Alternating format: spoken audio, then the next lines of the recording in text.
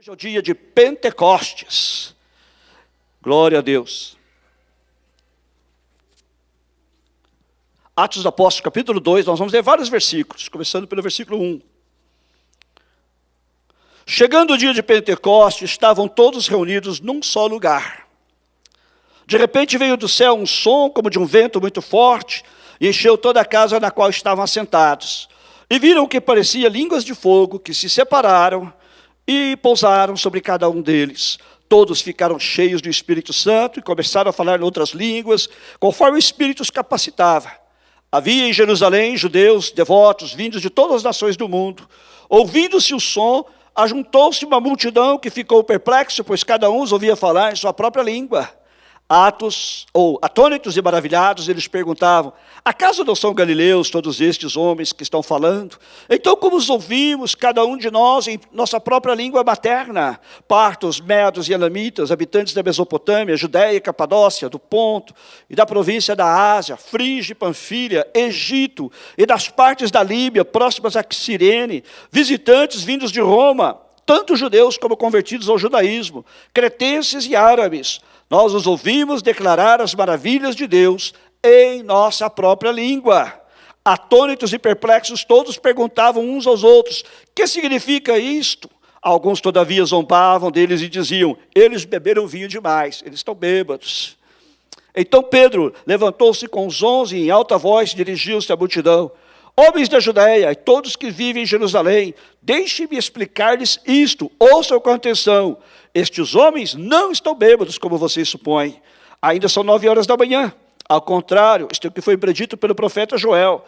Nos últimos dias, diz Deus, derramarei do meu espírito sobre todos os povos. Os seus filhos e as suas filhas profetizarão.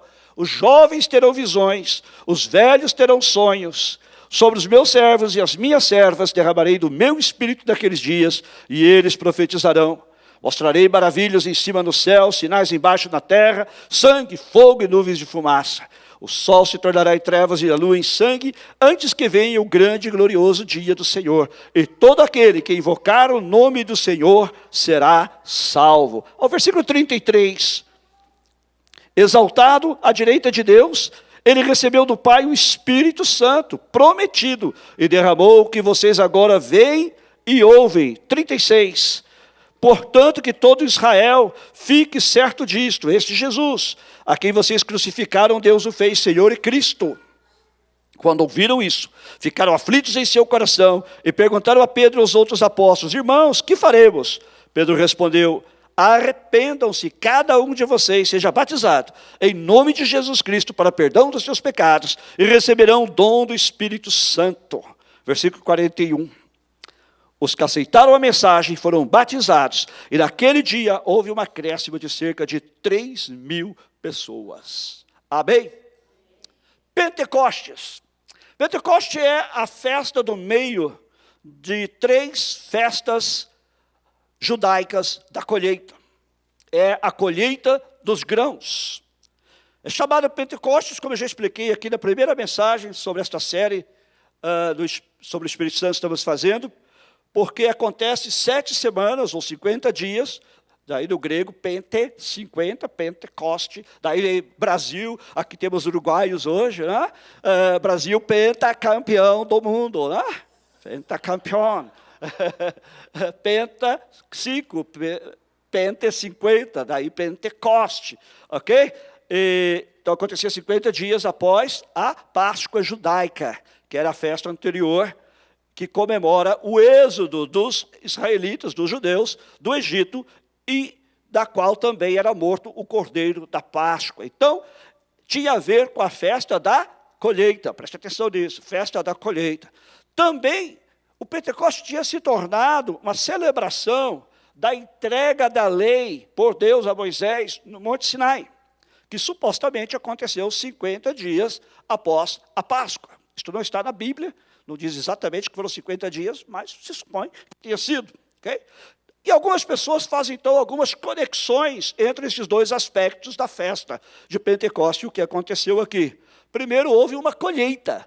3.000 pessoas aceitaram a Jesus Cristo como seu Salvador e se tornaram parte da igreja, uma grande colheita de almas. E segundo, houve uma entrega da lei. Jeremias, o profeta Jeremias, tinha dito, profetizado em Jeremias 31:3, eu porei a minha lei nas mentes deles e a escreverei nos seus corações. Então, o que aconteceu aqui, se cumpriu isso também, de certa forma. O Espírito Santo veio para também colocar a palavra de Deus nos nossos corações. Não está mais em tábuas de pedra, mas nos nossos corações e nas nossas mentes. É assim como a lei foi dada lá no Monte Sinai, com terremoto. Houve um esta semana, eu senti. Vento, fogo, vozes angélicas e assim por diante. Aqui nós temos o quê? Vento, fogo e línguas. De algumas maneiras é similar, semelhante ao que aconteceu lá no Monte Sinai. E alguns, particularmente os pentecostais, nossos irmãos pentecostais, fazem uma conexão semelhante entre o avivamento visto aqui e a entrega da palavra, como aconteceu no Monte Sinai, acontece agora, e o Espírito Santo que vem sobre os crentes no dia de Pentecostes. E nós veremos que há despertamentos semelhantes quando a palavra e o Espírito andam juntos, quando eles se encontram, não é? E isto que acontece em Pentecostes é o cumprimento de muitas passagens de promessa do Velho Testamento. Deus tinha dito, eu vou derramar o meu Espírito Santo sobre toda a carne, sobre os jovens, sobre os velhos, sobre os filhos, sobre as filhas, sobre todos.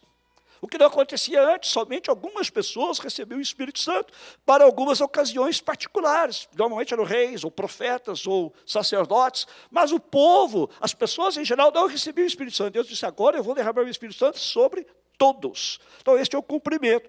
E o equilíbrio entre o poder da palavra e o poder do Espírito Santo é o que Deus quer também. É como se fosse uma estrada de ferro. Eu, quando criança, viajava muito de trem. E, como todos sabemos, você precisa de ter 2 trilhos. Não é? E esse equilíbrio entre a palavra e espírito é como uma estrada de ferro. Um trem que anda sobre 2 trilhos. Se você enfatiza demasiadamente a palavra, mas não dá ênfase ao Espírito Santo, o que acontece? Você terá uma mensagem sensacional, é a palavra de Deus, mas ela poderá ser estéril. Poderá não produzir frutos, porque você está falando da sua eloquência, você está falando da sua própria capacidade. Por outro lado, se você enfatiza só o poder do Espírito Santo e se esquece da palavra, você não tem mensagem, você não tem o que transmitir, você não tem o que falar. Então é preciso que haja este equilíbrio. Você está entendendo o que eu estou falando? Diga amém. Amém. Então é preciso que haja este equilíbrio entre palavra e Espírito. Poder da palavra, poder do Espírito. Okay? É aqui que começa a colheita.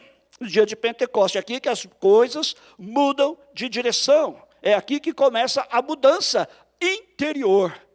Interior, porque o Espírito Santo vem habitar nos crentes. E esta mudança acontece através do poder transformador do Espírito Santo.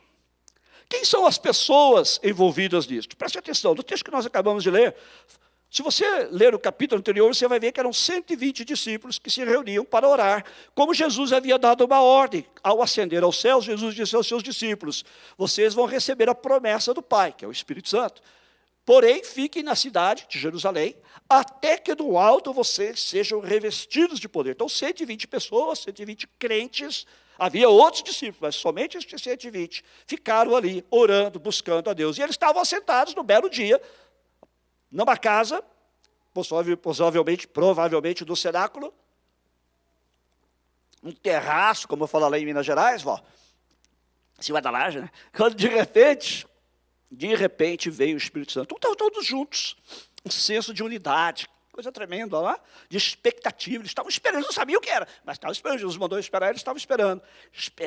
E depois 3.000 outras pessoas são agregadas à igreja naquele dia. Quem são esses 3.000? 120 eram discípulos de Jesus. E quem eram os 3.000? Era uma comunidade internacional de judeus. O que o texto bíblico diz que eles eram devotos, eram sérios, eram judeus tementes a Deus, que estavam em peregrinação a Jerusalém.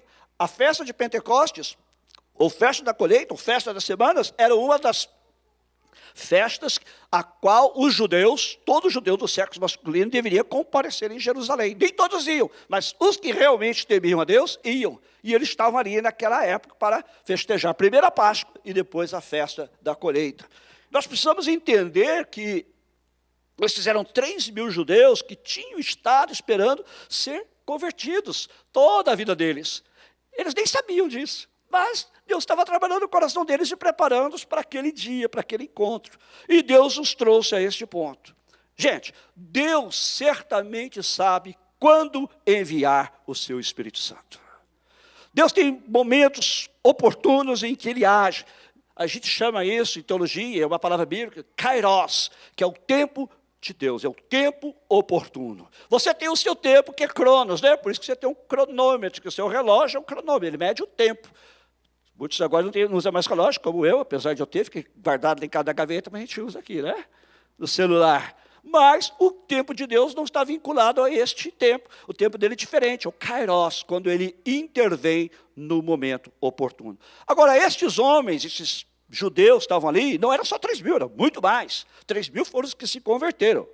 Eles eram de toda a nação debaixo dos céus, diz a Bíblia.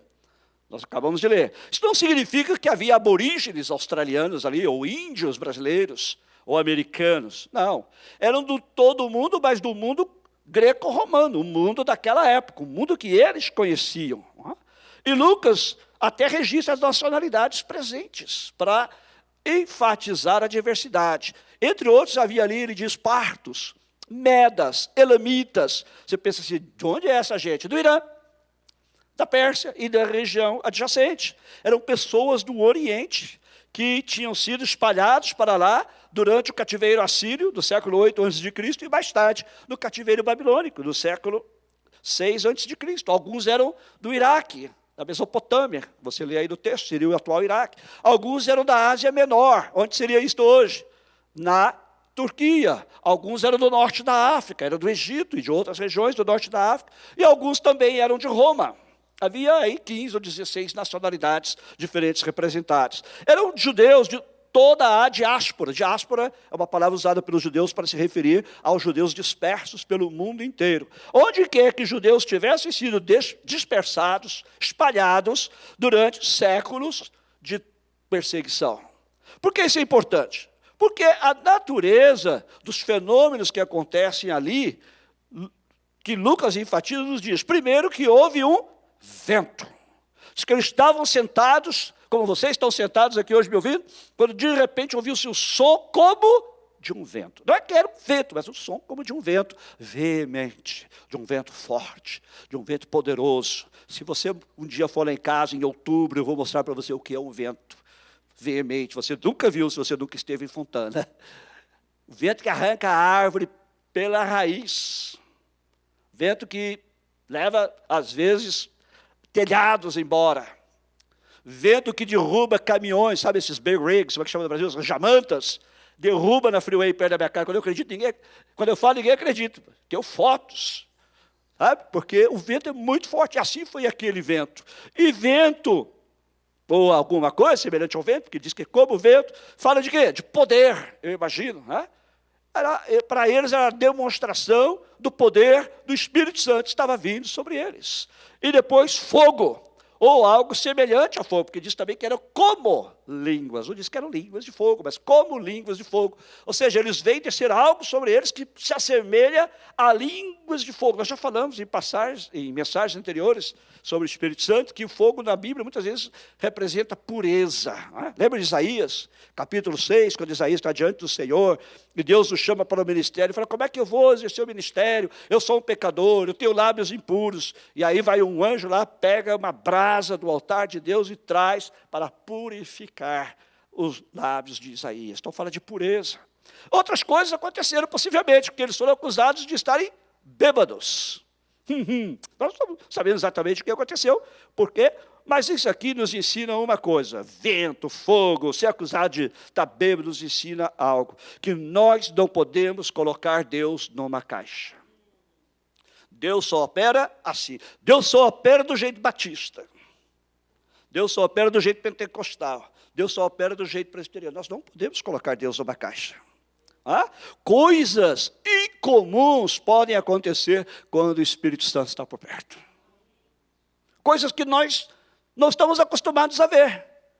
Porque o Espírito Santo é soberano, ele é Deus. E ele age como ele quer. Jesus falou assim, olha, o vento sopra onde quer. Você não sabe nem de onde ele vem, nem para onde ele. Assim todo aquele que é nascido do Espírito. O Espírito Santo é assim, ele vem repentinamente, ele faz o que ele quer.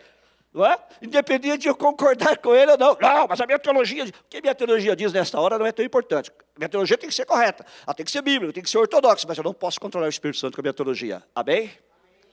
Ele é maior do que a minha teologia. Não é? De qualquer maneira, Pedro explica, olha, os bares não estão nem abertos ainda, vocês estão falando que a gente está bêbado? Os bares nem abriram.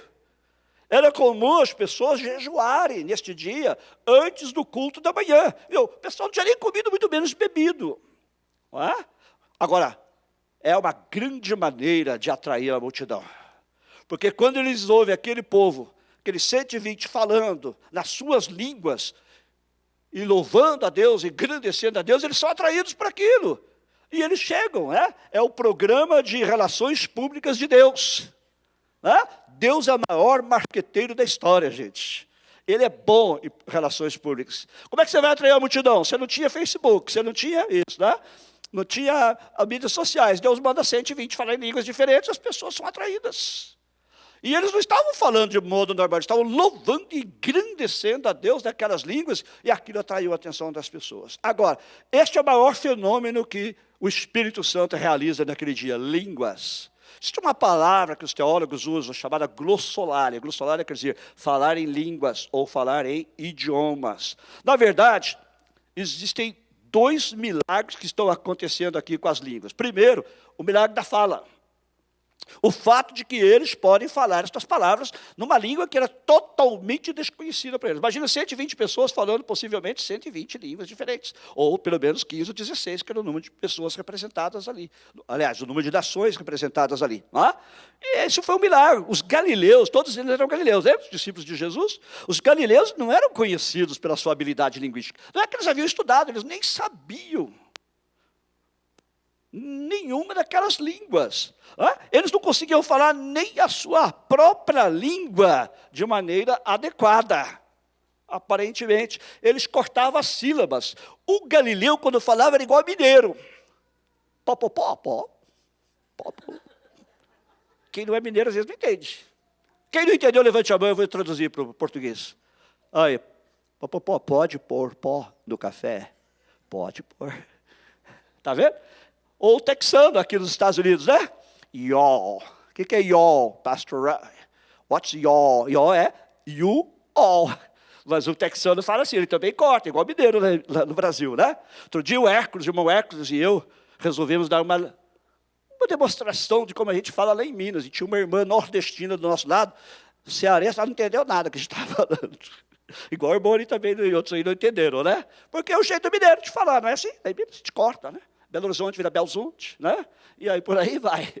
Então eles eram assim também, então eles eram até criticados. Eles não conseguiam falar nem a língua deles, muito menos outras línguas, né? E eles eram desprezados pelo pessoal de Jerusalém, que era a capital, como gente lá do fundão, lá do Cafundó, do interior. É como os nordestinos do Brasil, quem é do sul, vamos ser sinceros, né? Tem uma certa discriminação com o pessoal do Nordeste, embora grande parte do pessoal do Sul, quando eu falo Sul, mais do Sudeste, né? São descendentes, são filhos honestos de nordestinos, mas tem aquele preconceito. Assim era com os galileus, não é? Agora, não é nenhuma surpresa que Deus escolheu esses galileus, porque a Bíblia diz que Deus escolhe as coisas humildes deste mundo. As coisas fracas para confundir as fortes. As coisas loucas para confundir as sábias. Como Deus também escolheu os pastores. A gente já pregou uma vez sobre isso aqui. Porque os pastores eram uma classe também que havia muito preconceito contra eles. Muitos deles eram ladrões. Muitos deles eram gente sem nenhuma posição. Gente que não conseguia outro emprego ia ser pastor de ovelhas. E foi estes que Deus anunciou para anunciar o nascimento de Jesus a eles. Olha que coisa tremenda. Como Deus é especialista em escolher pessoas que você e eu não valorizaríamos. Agora não teve só um milagre de eles falarem, não só um milagre de fala, mas também houve um milagre de audição. Vou falar mais devagar, porque a minha tradutora Tá. O fato de que eles também podem ser entendidos pelos ouvintes. Não só eles falando em línguas que eles não conheciam, como também eles foram entendidos pelos ouvintes. Cada um deles os ouvia falando em sua própria língua. Algumas pessoas podem dizer assim, não, na verdade, eles estavam falando, como se fala em inglês, gibberish, né? Quer dizer, estão falando nada com nada. Só uma palavra aqui, mas os ouvintes apenas imaginaram que ouviram uma ou duas palavras que soavam como se fosse o louvor da sua nova língua. Mas eu não posso concordar com isto. Em primeiro lugar, esta é uma posição anti-sobrenaturalista, de gente que não crê no sobrenatural. Aquilo que eu não gosto ou não entendo, não pode ser verdade. Ei, acabamos de falar que você não pode colocar Deus numa caixa. Não é assim, eu não posso dizer para Deus o que Ele faz, o que Ele não faz. Esta é uma posição de que não crê no sobrenatural. Nós não podemos negar que coisas sobrenaturais acontecem, mesmo que nós raramente as vejamos. Mas será que isso acontece? E elas estão acontecendo neste momento. Amém? Existe um grupo de batistas, são chamados cessationistas em inglês, cessacionistas, que dizem, e outras denominações também, mas eu referi aos batistas que é o nosso caso. Eles dizem assim, não, essas coisas aí foram só para aqueles dias. Existe outro grupo de batistas que são os continuistas, continuationistas em inglês, que dizem, não, hoje você pode ver essas mesmas coisas acontecer, os mesmos dons que você encontra no Novo Testamento, existem hoje também. E a grande parte dos teólogos batistas atuais, os mais conceituados, creem assim. Eu estive lendo esses dias um livro sobre o Espírito Santo, de um famoso teólogo chamado D.A. Carson, muito respeitado. Tem também outro teólogo famoso, acho que a teologia sistemática mais lida por estudantes de seminário do Brasil, Wayne Grudem, também é um batista, creem que sim, estes dons continuam para os nossos dias. Mas esta aqui não é a nossa ênfase, apenas para você saber. Os sensacionistas, eles colocam o evangelho no gelo, eu quero o evangelho no fogo. Uma organização aqui nos Estados Unidos, chamada Lifeway, ela fez uma pesquisa com pastores da Convenção Batista do Sul, que é a mais tradicional aqui nos Estados Unidos, e a pergunta que eles fizeram foi, você crê que o Espírito Santo dá a algumas pessoas o dom de uma língua especial para orar a Deus em privado? E metade dos batistas do Sul, que são bem conservadores, disseram, sim, nós cremos. Olha que coisa tremenda, né? E aqui, estas pessoas que estão ouvindo os discípulos falarem em línguas, dizem o seguinte, nós os ouvimos declarando as maravilhas de Deus em nossa própria língua. Então não são palavras soltas, como eu falei, gibberish, como se diz em inglês, soltas aqui e ali, e uma palavra, parece que falou uma palavra aí que é uma palavra de louvor. Não eram palavras ocasionais. Aqui ele diz assim, nós os ouvimos falando maravilhas. Eles estão declarando as maravilhas. Eles entendiam perfeitamente. Esses discípulos estão declarando as maravilhas de Deus.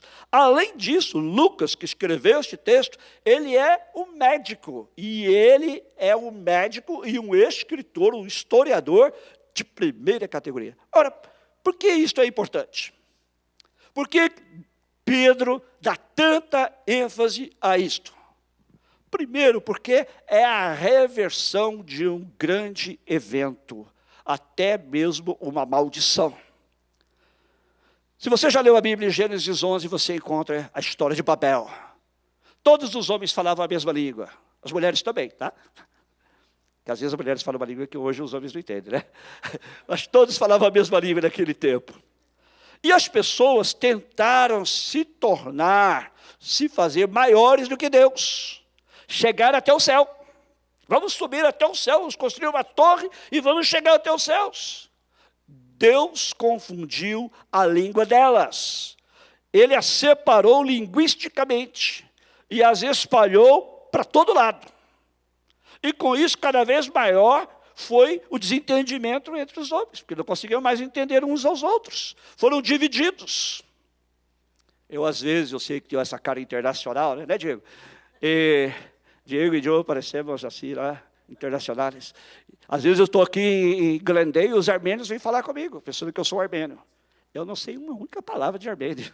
Não entendo nada, eu tenho que dizer para eles, sinto muito, mas não sou armênio.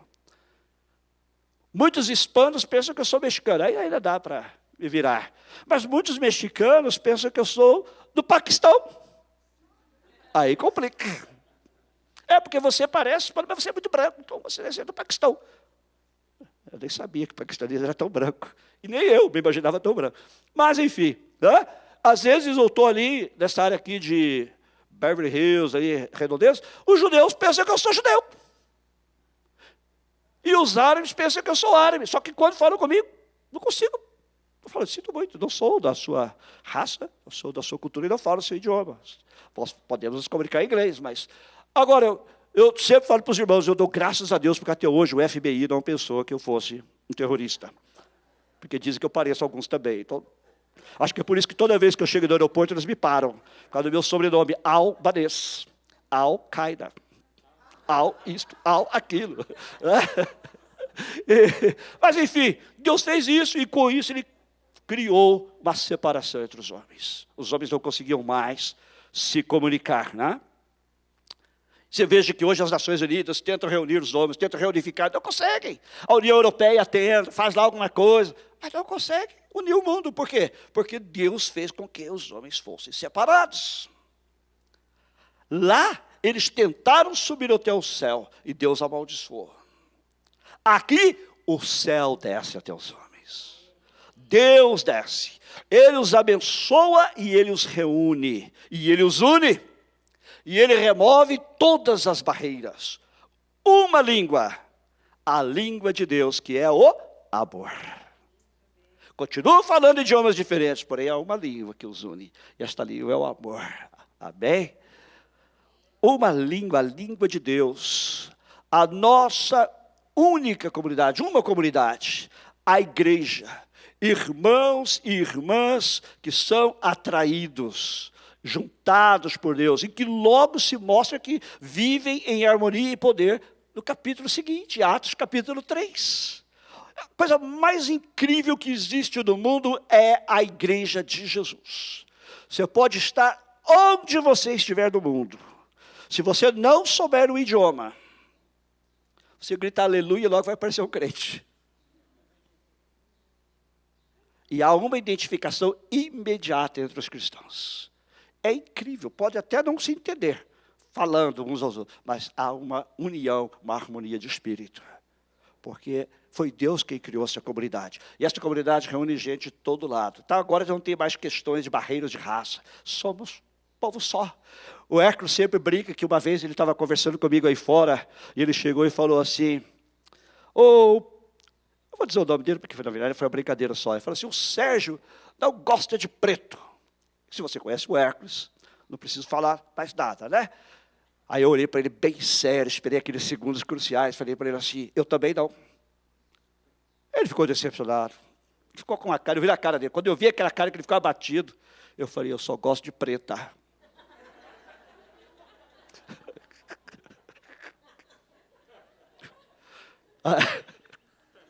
Well,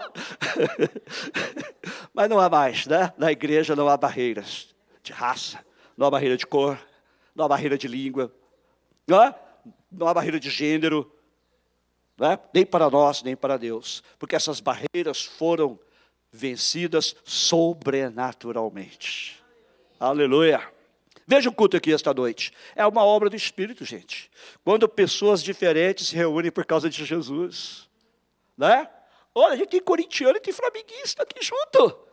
Louvando a Deus. Tem gremista e tem colorado. Aí, né?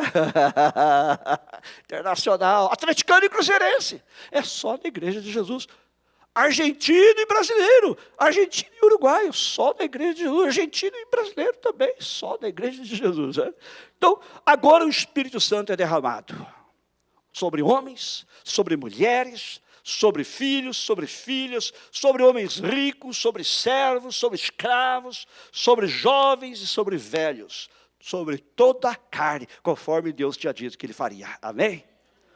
Então, o Espírito Santo está disponível para todos, o que significa que o Espírito Santo está disponível para você. Está disponível para mim, está disponível para nós. E certamente este é o ponto mais importante aqui dessa noite. Nós estamos reunidos aqui para louvar a Deus.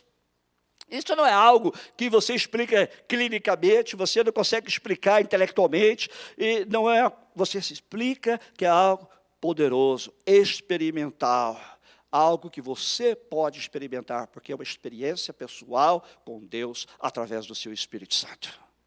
Amém? Agora, o que são estas línguas que este pessoal falou lá naquele dia? Há muita confusão sobre isso, por isso eu quero esclarecer. Que línguas são estas? Provavelmente são as línguas dos homens, que Paulo descreve em 1 Coríntios 13, quando ele diz assim, ainda que eu fale as línguas dos homens. Ou seja, eram línguas humanas. Por isso é que os partos podiam entender. Eles estavam falando a língua que os partos falavam. Por isso os medos podiam entender. Eles estavam falando a língua que os medos falavam. Por isso os romanos entendiam. Estavam falando a língua que os romanos entendiam. E assim por diante, entendeu? Então eram línguas humanas. Quando Paulo escreve 1 Coríntios, capítulo 13, alguns anos mais tarde, não existe nenhuma sugestão da parte de Paulo de que este tipo de línguas tenha cessado.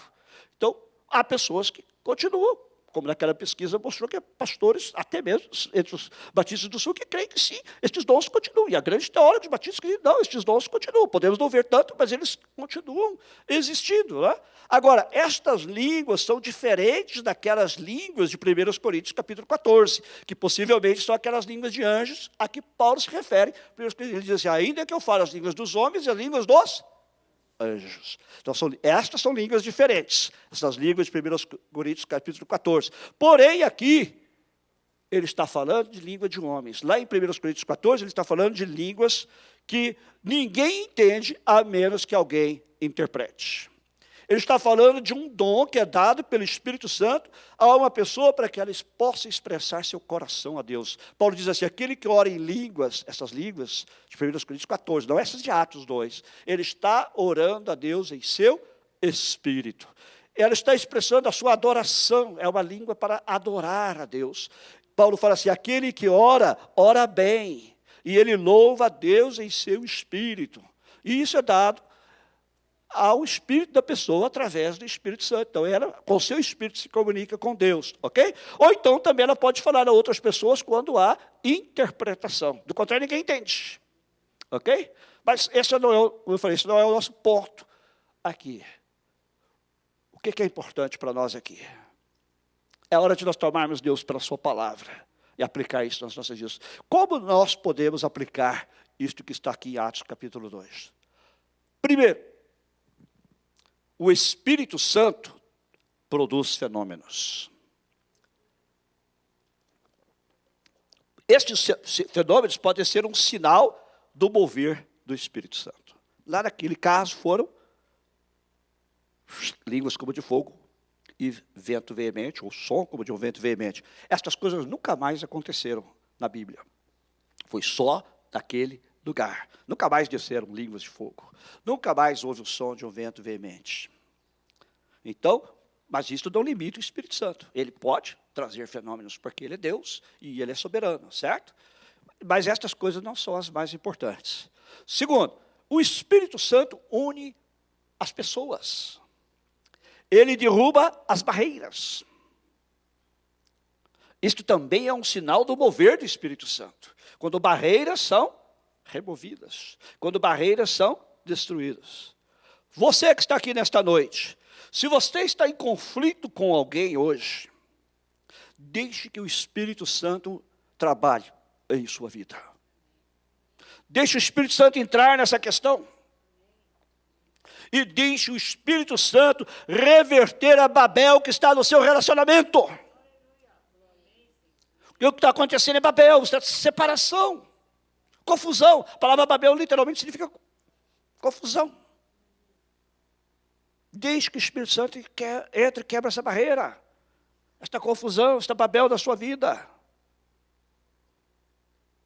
Não saia daqui hoje sem resolver o problema. O Espírito Santo entra e me dá nesta noite a graça de procurar esta pessoa com quem estou em conflito e a gente possa resolver este conflito. Que haja perdão e restauração e cura para a glória de Deus. Aleluia. Mas o Espírito Santo também traz poder. Ele traz poder. Nós vivemos na era do Espírito Santo.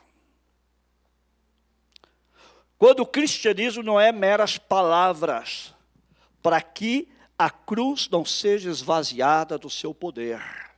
O cristianismo não é meras palavras, mas é poder também, é o poder do Espírito Santo.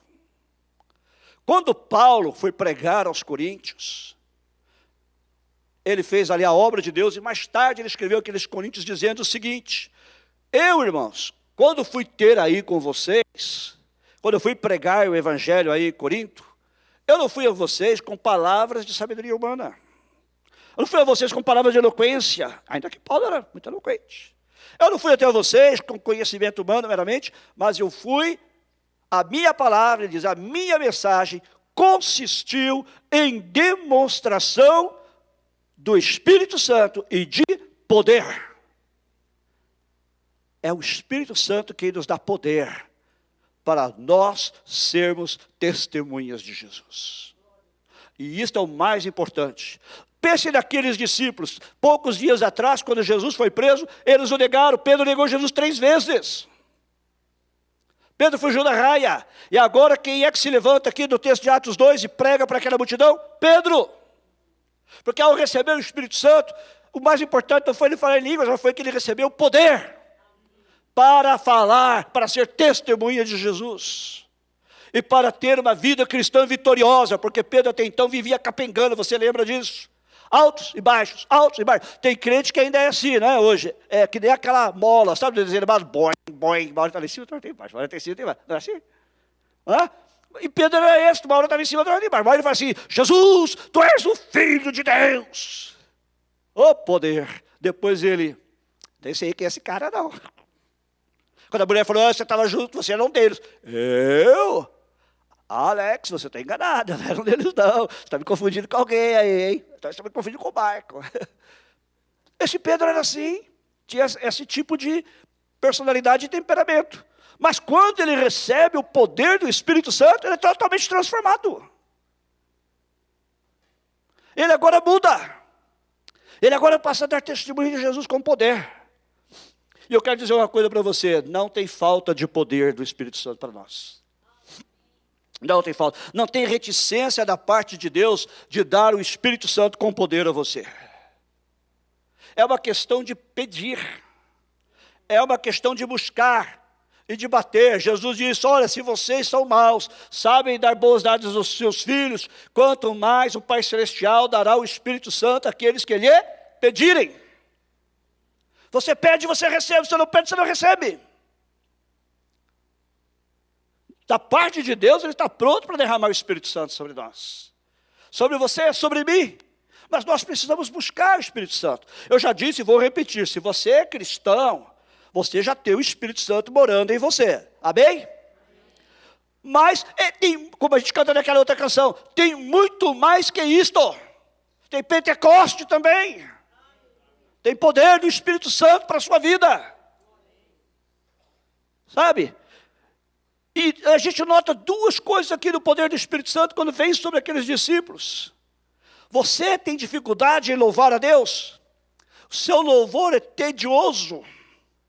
Você está entediado. Tem gente que na hora do louvor da igreja acha que fica entediado, porque não canta.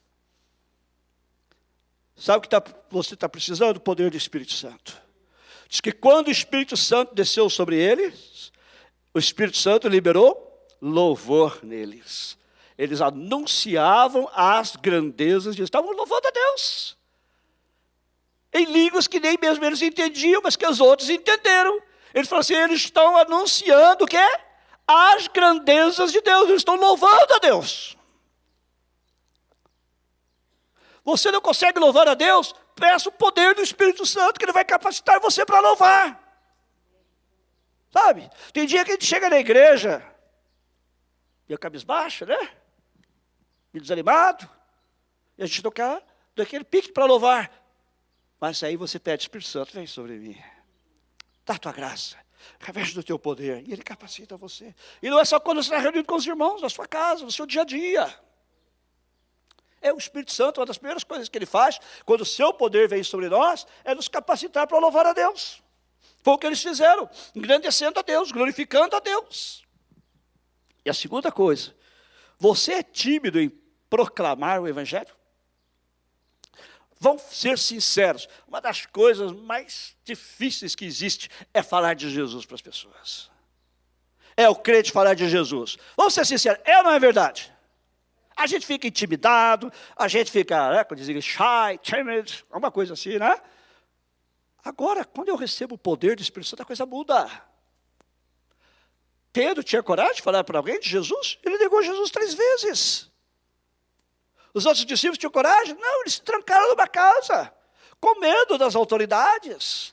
Mas quando o poder de Deus vem, eles recebem poder para proclamar o Evangelho. E eles recebem poder para anunciar Jesus com ousadia, com coragem. Com coragem. Tem muito crente que não tem coragem de falar de Jesus. Passa o dia inteiro ao lado do colega de trabalho, nunca fala de Jesus para ele. Um dia, o camarada descobre que ele é crente porque vê ele lá lendo alguma coisa. Irmãos, poder do Espírito Santo. Não é fácil falar de Jesus, mas quando você recebe o poder do Espírito Santo, sua vida muda. O seu testemunho muda. Sua maneira de se relacionar com Deus muda e sua maneira de se relacionar com as pessoas muda também.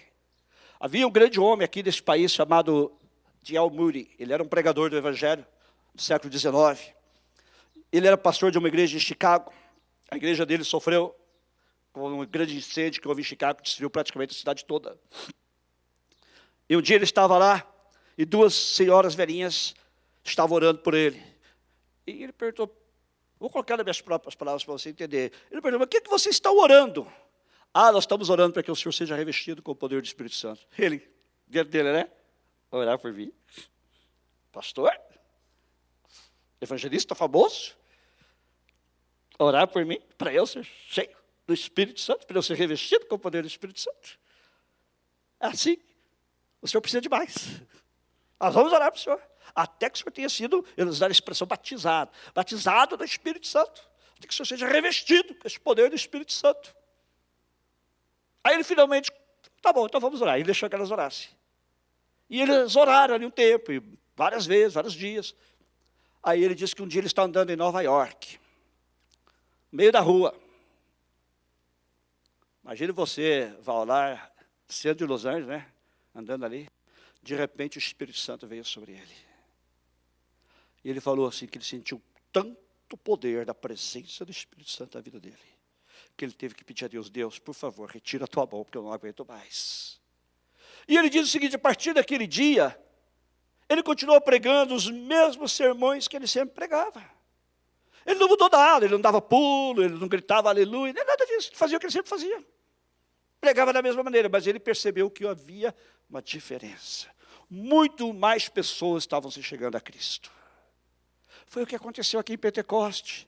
Quando Pedro começa a pregar, e Pedro não pregou numa língua diferente, ele pregou na língua que ele falava, que era aramaico. Primeiro eles louvaram a Deus nas línguas estrangeiras, mas agora ele prega em aramaico, que é a língua que os judeus falavam na Palestina.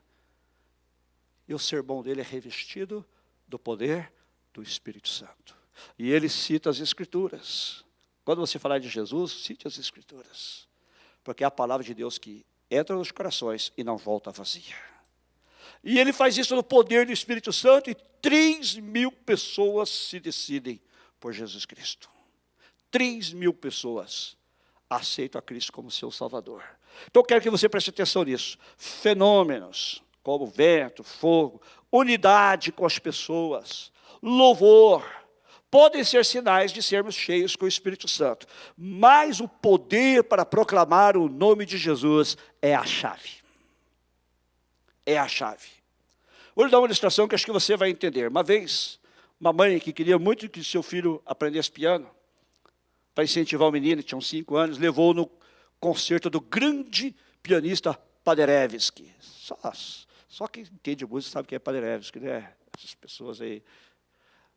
Paderewski era um grande pianista, fazia muitos concertos, era famoso do mundo inteiro.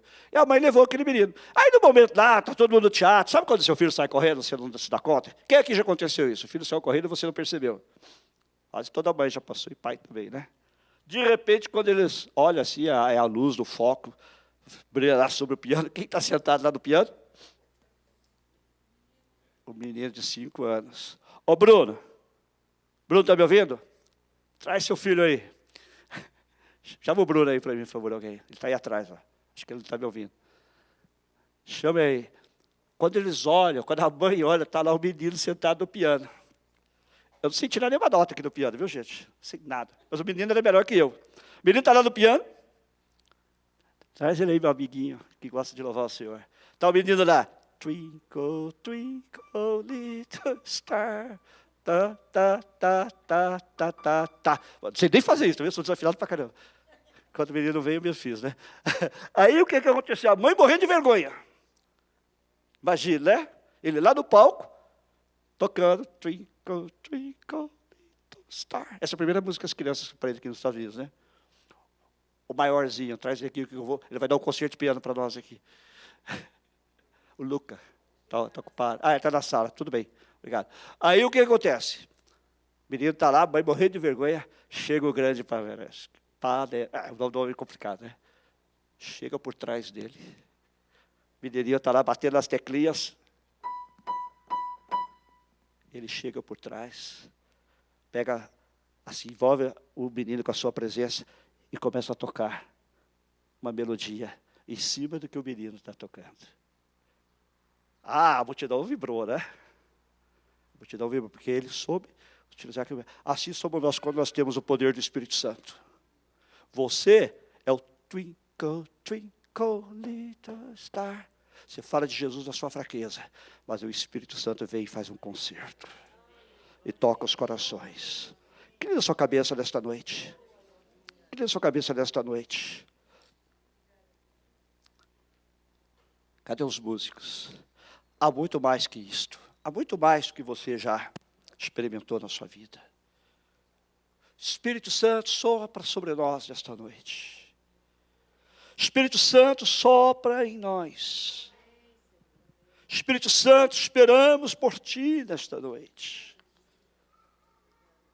Enche-nos outra vez. Enche-nos outra vez. Fogo de Deus, acende em nós. Paixão pelo Teu nome. Espírito de Deus, derrama aqui o Teu poder. O Teu amor em nós. Vento impetuoso do Espírito Santo. Enche-nos com Teu poder. Vem libertar os cativos. Queremos viver para o Teu louvor. Derrama a Tua glória.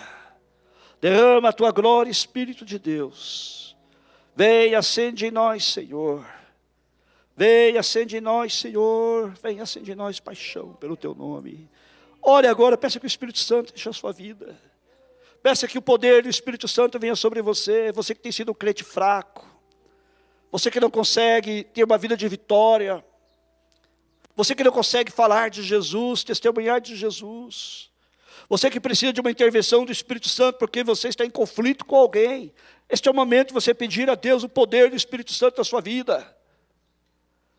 Faça esta oração agora, pede Espírito Santo, me enche de Ti.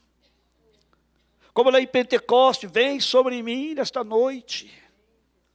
Enche-me de Ti, Espírito Santo. Se você quiser se ajoelhar, se ajoelhe. Se você quiser ficar sentado, quiser ficar em pé.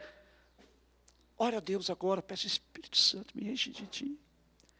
Espírito Santo, me enche de Ti, me reveste do Teu poder. Espírito Santo, eu quero esse poder que desceu sobre os discípulos no dia de Pentecostes. Eu quero poder ser uma testemunha ousada de Jesus. Eu quero poder ser uma testemunha corajosa de Jesus. Eu quero poder viver uma vida de poder, uma vida de vitória, uma vida espiritual que glorifica a Deus. Este é o seu momento de pedir isto a Deus.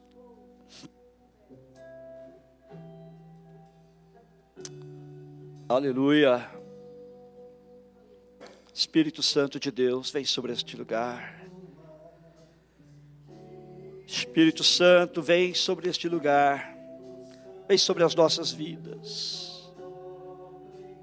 Toca em nós, Espírito Santo, nesta noite. Aleluia. Senhor, não deixes que sejamos crentes medíocres, mas faz-nos crentes de poder, do poder do Espírito Santo. Que o nosso testemunho não seja meramente um testemunho humano, mas seja em demonstração do Espírito e de poder. Demonstração do poder do Espírito Santo.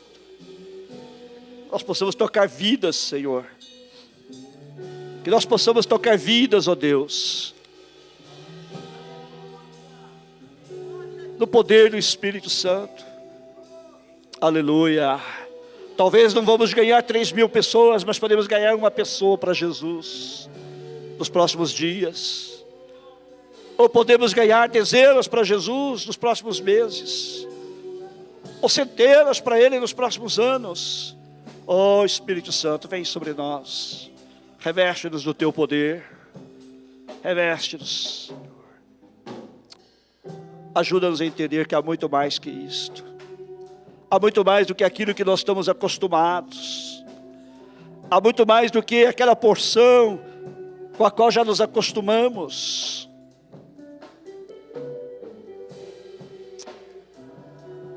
Aleluia. Permaneça na presença de Deus, orando, pedindo a Deus para te encher com o Espírito Santo nesta noite.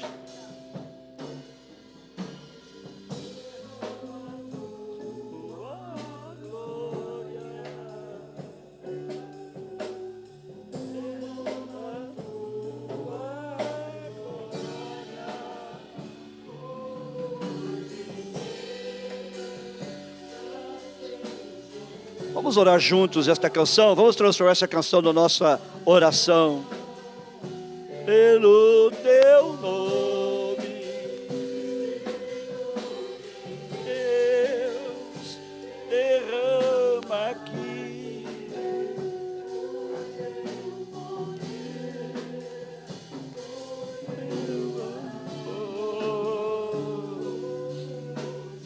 Deus,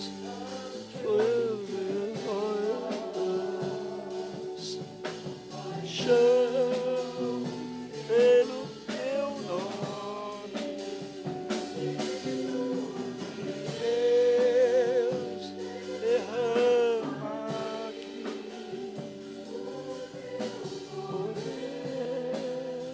o Teu amor em nós. Quem sabe você está aqui nesta noite, ou você está nos assistindo aí pela internet, ainda não recebeu Jesus Cristo como seu único Senhor e Salvador. Esta noite eu queria pedir que você responda a você mesmo: eu estou salvo, tenho certeza da minha salvação. Se você ainda não recebeu Jesus Cristo como seu Senhor e Salvador, eu quero convidar você a convidar Jesus para entrar na sua vida. Quando aqueles crentes foram cheios do Espírito Santo, eles não focaram neles mesmos, eles não focaram nem mesmo no Espírito Santo, eles focaram em Jesus. Isso que aconteceu aqui foi porque por isso que disse o profeta Joel, que ele ia derramar o Espírito Santo sobre todos, mas para anunciar as grandezas de Deus. E eles falaram isso aqui foi para se cumprir o que Jesus prometeu aos seus discípulos, que ele derramaria o Espírito Santo. E isto que vocês estão vendo aqui exalta o nome de Jesus. E ele então, Pedro fala de Jesus, e aquelas pessoas são compungidas nos seus corações, elas se sentem aflitas, perguntam: irmãos, o que nós devemos fazer? E Pedro responde: creiam no Senhor Jesus, arrependam-se de seus pecados, e vocês também receberão o dom do Espírito Santo. Quem sabe você está nesta noite aqui e você precisa tomar esta decisão. Se você gostaria de fazer isso, onde você está sentado, vou pedir que você levante a sua mão, para que a gente saiba, que nós orarmos juntos. Amém, que Deus abençoe. Pode baixar a sua mão. Há mais alguém nesta noite que gostaria de tomar essa decisão? Senhor Jesus, eu quero que o Senhor entre na minha vida, que isso, tudo que foi pregado aqui hoje seja uma realidade, seja uma verdade na minha vida. Eu quero experimentar isto que é andar com Jesus, este poder do Espírito Santo na minha vida. Se há mais alguém, convide Jesus para entrar. Talvez alguém, como eu falei, que está nos assistindo pela internet, você quer fazer uma decisão também nesta noite. Peça a Jesus, vou orar com você agora. Mais uma vez, eu peço que você feche os seus olhos. Senhor Jesus, há pessoas aqui nesta noite levantar a sua mão como sinal de que querem te receber como seu Senhor e Salvador. E conforme nós vimos aqui em Atos, capítulo 2, quando Pedro se levantou para pregar, ele falou do Espírito Santo, mas a ênfase foi Jesus. Porque o Espírito Santo aponta para Jesus, o Espírito Santo glorifica Jesus. E, Senhor, aquelas pessoas que querem fazer uma profissão de fé agora em Jesus, eu oro com elas. E você que levantou a sua mão, eu peço que você, ou que você que fez essa decisão no seu coração, eu quero que você faça essa oração dizendo: Jesus, entra na minha vida, me perdoa os meus pecados, e a partir de hoje, ser o Senhor da minha vida, e me ajuda a viver esta realidade da vida na esfera do Espírito Santo. Em teu nome, amém. Amém?